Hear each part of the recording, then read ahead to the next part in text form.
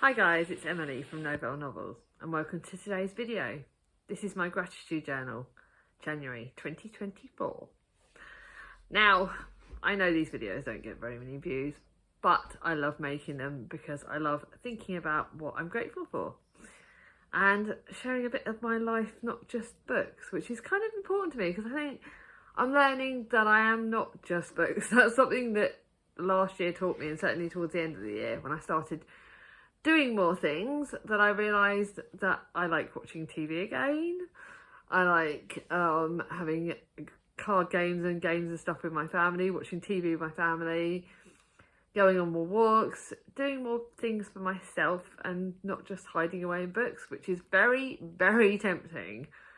Now, I will say, yeah, it has been an eventful month.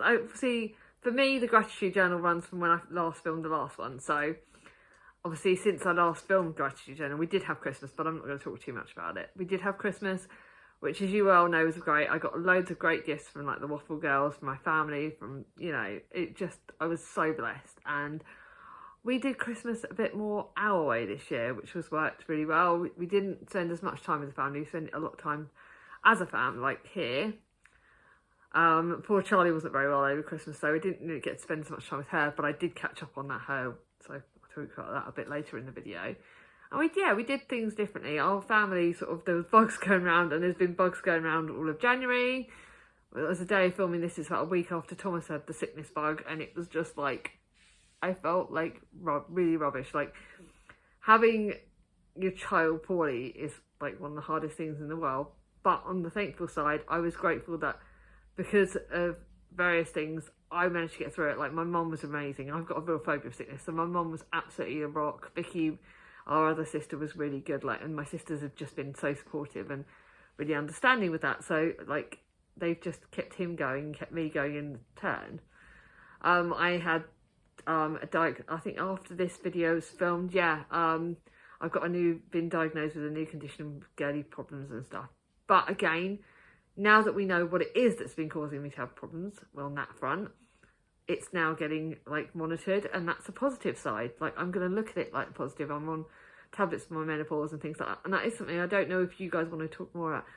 Growing older, we are, all of us that when you hit your 40s and 50s, that time of year happens, that time of your body happens, and things start changing. But without getting the support, without reaching out, you're floundering. And that's something I think, for me, I wasn't even going to talk about this, but for me, talking to my GP, having all the tests, knowing now what's happening, I can now deal with it better. I'm on different like vitamin tablets. I'm on various vitamin tablets for my Raynaud's, as well as that and the anemia and but I'm on it all, and because I am, it's making everything manageable. And that's what I'm grateful for. I'm grateful for the fact that I reached out. I was confident enough to reach out and get the support. Like I said, I know not all GPs are great, and trying to get the awareness of menopause and perimenopause, it is a fight. It's a fight for us to get help, for us women to get help on that. And again, for our men, it's a fight putting up with us being a bloody moody gits. Because one of the problems with it is everyone has their own different symptoms of it. But it does cause your emotions to be all over the place. It does cause you to be more tired, more forgetful. And add on to the fact that I've got another condition with that. But if I hadn't have reached out, if I hadn't have asked for help, I would now not be getting the help I'm getting, and starting to feel like I've got my ducks back in order. They're all starting to get back in order. Don't get me wrong, I had a rough day yesterday, and the day that I was filming, I had a sofa day because I felt so rotten because I'd just done myself in. And that was okay. And today I've woken up and I'm feeling brighter. So something that I want to be grateful for is the fact that I reached out and there was support there. My GP was absolutely incredible, and she is now monitoring me quite a lot. And I don't feel as lonely. And talking to the Waffle Girls, talking to my friends, talking to my family, talking about it is so important. And obviously I'm always fighting to get awareness of disabilities, but I'm also fighting to get awareness for perimenopause and perimenopause, because it isn't talked about and it isn't dealt with enough. And I think that's quite sad, really. I think it's something that we all need to do, because we're not alone. It happens to everyone. If you're female, you're going to get it at some point. If you're male, you're going to get your other halves and people around you getting it. So it's not something that's ever going to be away. But if we don't talk about it, how are people going to cope? And so many people do fall apart. And one of the books that I read for a Love Book Tours, The Liberation of Bella McKay, I think that actually really helped, and I need to actually write, because my review's gone live for that, so you'll find my review on Instagram, Goodreads, yada yada, you'll find my review for that. But that book tackled that, and I think I want to read more books about that, because again, it stops you feeling so lonely when you're reading about that. That wasn't something that was on my list, but there you go, I've just added it to it. Yeah, New Year was fun. We all watched TV. I managed to stay awake. Thomas stayed awake till about like 10:30, nearly 11, which was like the first he's ever done, the longest he's ever done.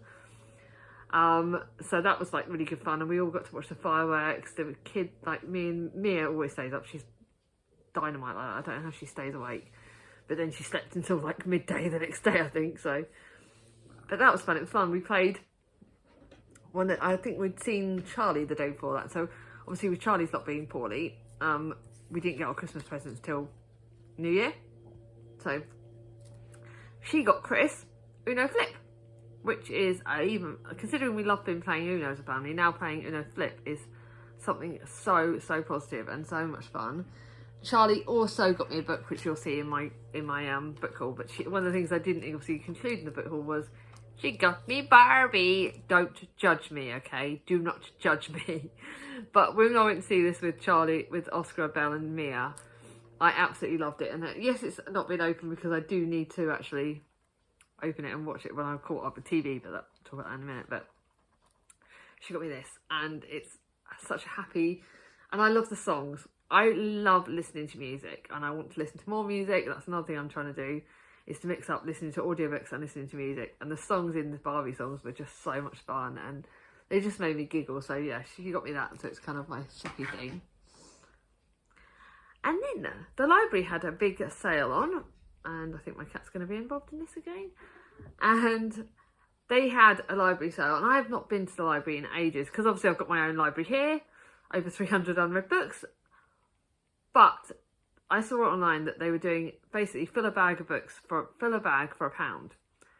And I went there, and I kind of felt like I do need to go back. And I think the only reason I didn't go out this month, because I've read as many books as I've bought, so you know the rules, but I've read as many books as I've bought, I can start reading borrowed books. But I know that now in February, Charlie's already given me a bag of books, so that's going to be on my February book haul. And there you go, Sweet's already appearing. But yeah, so it was fill a bag of books for £1, sweet. And I got Charlie 2 books to make her smile, because she was not able to go that time, so I bought her a couple of books. And I found, you'll see them all in the book haul. But one of the books I found was a Dinah Jeffries one, at the Headland Place, which is actually a sequel to another book, and I didn't realise, but I actually do have the first book, so it's good night. So I now need to read the first book and then read this one. But this is sort of set in 2 timelines, 1925, 1944. I know a bit about this because I've just already pre-filmed my book haul. Yes, I know I'm working ahead at the moment. But it's about, like, the first one in timeline in 1925 is about a rebellious daughter, Rosalie Delacroix, who flees Paris and goes to Malta. And then in 1944, there's another timeline, The Sister with the Secret. Running from the brutality of war in France, Florence Brodel must make a new life, but her estranged mother, who has a desperate request to find the sister who was missing before. But 2 generations, 2 different timelines. I cannot absolutely sodding wait to read this. I think I'm going to read the first one of that very soon.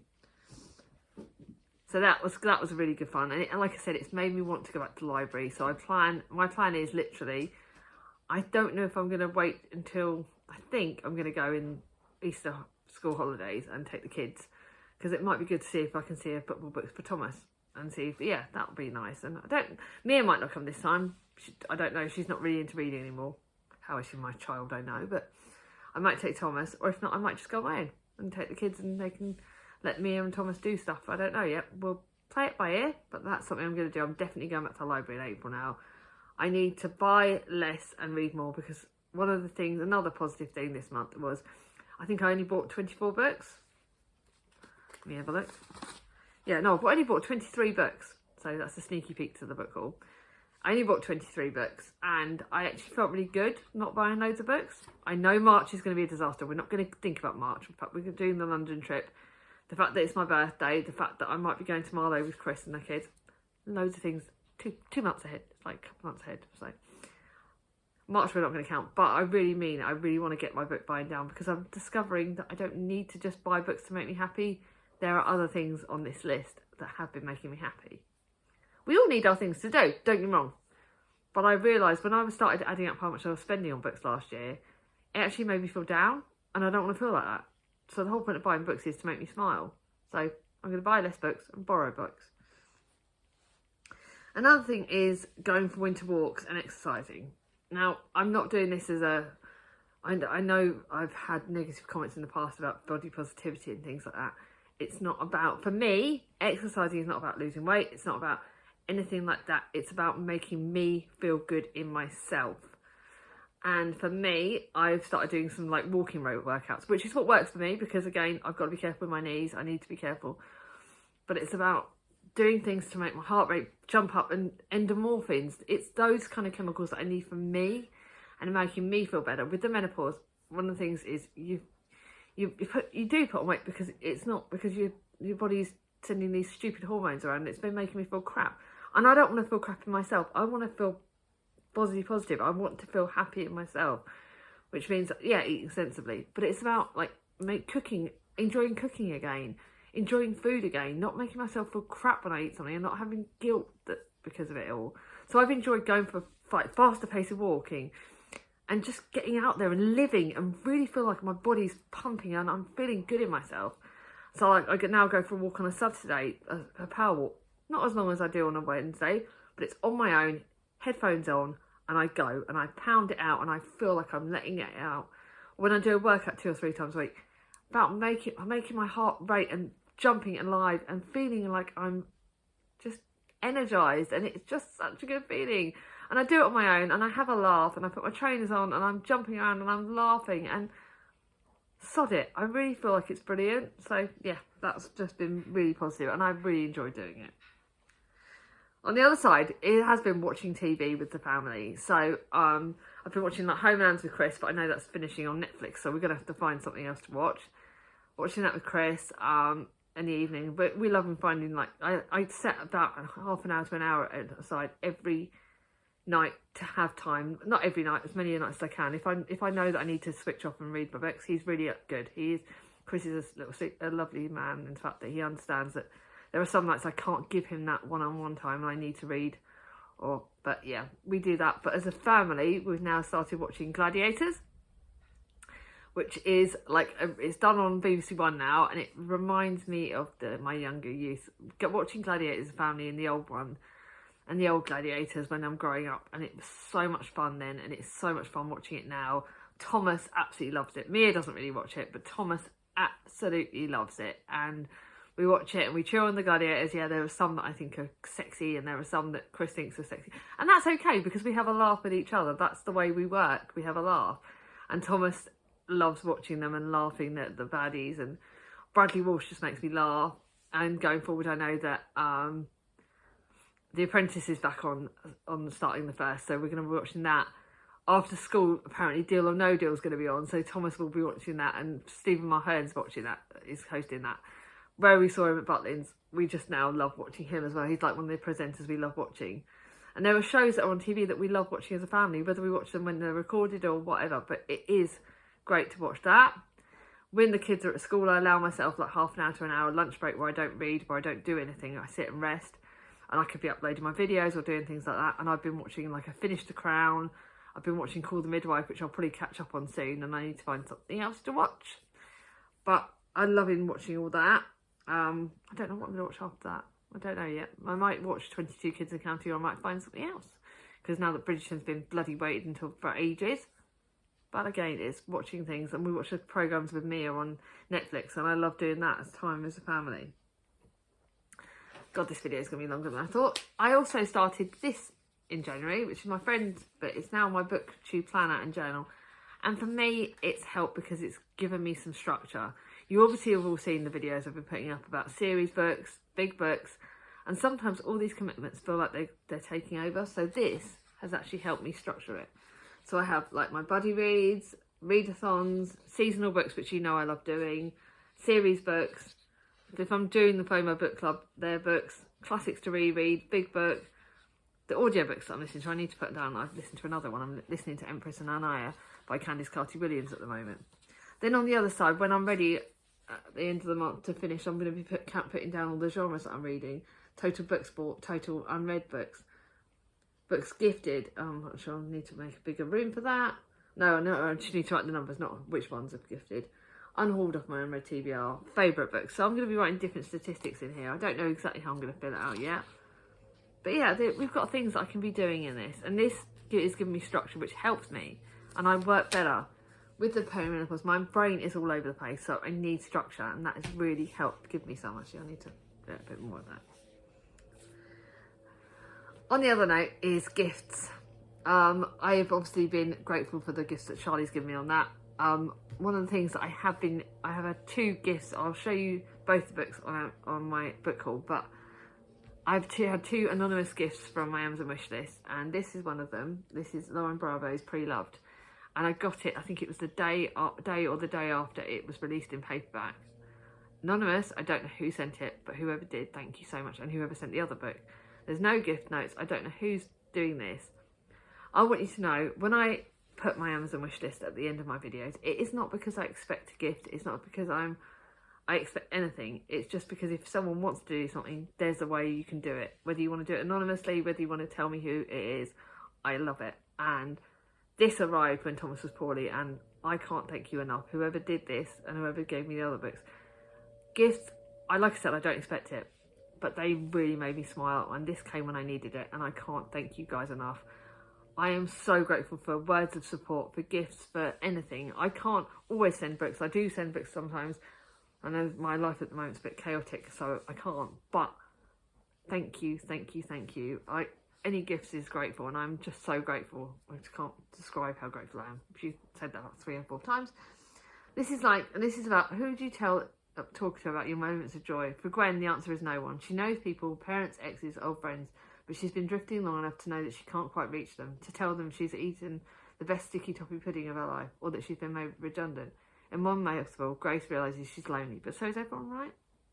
Her hunt for connection leads Gwen to places where every washed-up car stop is welcome, a charity shop, where she meets unlikely friends and donated items with untold stories, and somewhere amongst the dust, an intoxicating possibility of a fresh start. I love being back at Bear's Books. Unfortunately, I've only been able to do 1 shift because of Thomas being poorly since I got back, but I'm going to be back tomorrow. I love it, but this was just perfect. I can't thank you enough. But on the other side of that, I have done different things of doing gifts. So when Mum and Charlie have had a bit of a rough time, I bought them gift bookmarks from the works. These are charity bookmarks, so again, it's supporting charities. My one I picked up for myself was to be the rainbow in someone else's cloud, because that's what I want to be. I want to make people happy, and I want to just be there, and I gave them both bookmarks, which made them both smile. I don't earn shed loads, I don't earn loads, so I can't always gift and do things, but I will give what I can, whether it's my time, my words, little parting gifts. I just want to say, even if you just give someone a hug, or tell someone you love them, or just give them a word of encouragement, giving is everything, and you can just give what you can, because a smile can make it go a long way, a hug can go a long way. We all know that post-COVID. Just words of encouragement. Let's support each other. And I did go to Woking with Charlie, and we didn't just go to Woking, we went to Woking and Crowthorne. And I think 11 books for 20, I think about 15 to 16 charity shops. And I only bought 11 books. For me, that was good. The Waffle Girls think it's hilarious. First of all, we went to Woking, and I found this amazing book. Obviously, you'll see all the books in the book haul. And this amazing book, which was on and I wanted to apply for some tandem read-alongs, and I didn't get this for this when it was out in hardback. It's Eva Rice. It's set in the 1990s when Happy Mondays are in the charts, and it's Kate Moss is suddenly everywhere, and Diana was still married to Charles. This was my era, 1990s, towards the latter pops when I was going out. My accident, the late 1990s was when I started living, early 2000s, and so this era, it's about February Kingdom, who's a reclusive 19-year-old knocked sideways by a family tragedy. One evening she finds an escaped canary in her kitchen, and it sparks a glimmer of hope in her. This looks so much fun. It's pink, it's girly, it was brilliant. And then when we went, like I said, I was quite good in I think Woking I was actually better behaved at. I didn't buy loads of books, mainly because, like I said, I'm trying to be good. But when we went to Crowthorne, there was one charity shop which I think I bought 3 or 4 books in. And one of the ones I found was this Virago Classics, Hungry Hill by Daphne du Maurier. I will buy DDM. I will buy her all the time. This is about the projects of Clonmere, who gain great wealth by harnessing the power of Hungry Hill and extracting the treasure it holds. It's DDM. I'm going to read it. I can't wait. It's a beautiful Virago Modern Classics edition, which I'm collecting. So yeah, I was well happy. And I made Charlie laugh. And we had silly time and we had fun time and we were so happy together. And again, making her laugh was just the best. And I've read some good books. You know, obviously from the first wrap up, there is Closed in Common Orbit, and I loved it. I loved the Becky Chambers. On the other side, bloody Katie from Books and Things, you've got a lot to answer to, young lady.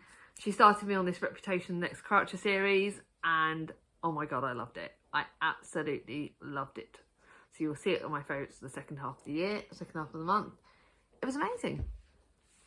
So that's all my January stuff. Briefly tell you what's upcoming in February, and then you'll see some pictures at the end.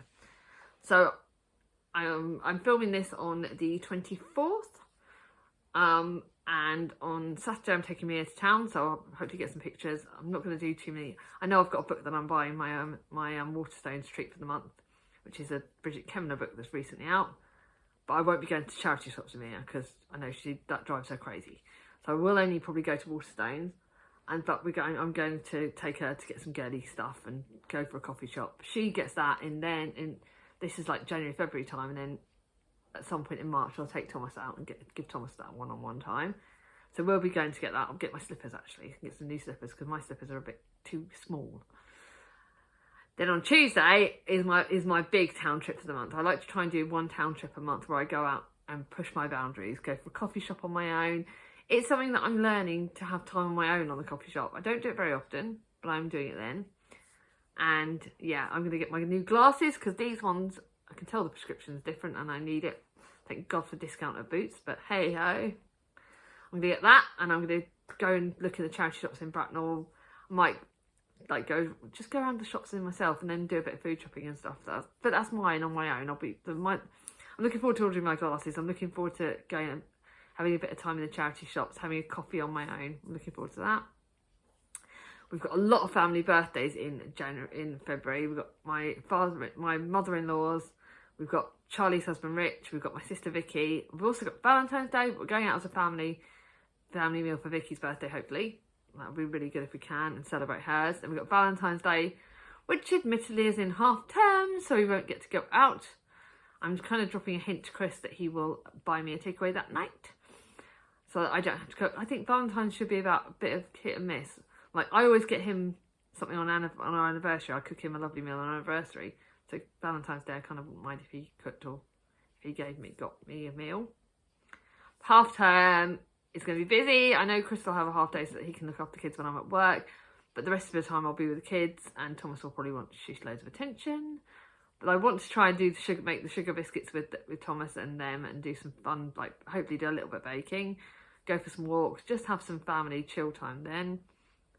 And I've been accepted on a couple of tandem PR read-alongs, kind of might be overlapping at the start of the month. Kind of, my eyes were, one of my goals was like, don't do too many read-alongs, and what have I gone and got myself in for? But one is it's got something to do with a deaf character, so that is positive. I'm going to really be shouting out that, and that was one I really looked forward to. And the other one was one by an author I love, so you'll see that all of that coming up on Instagram and stuff. But yeah, what are you looking forward to in February? What has been your key moments in January? Obviously, we've had absolutely freezing, sodding weather in January. So if you get to the end of this video, do a freezing face emoji or an ice emoji, because I think we've all had enough of the very cold weather and can't wait for spring to happen. If you like this video, give it a thumbs up. If you're new to my channel and not subscribed yet, ring on my ding-a-ling, and I'll see you all soon. Bye-bye.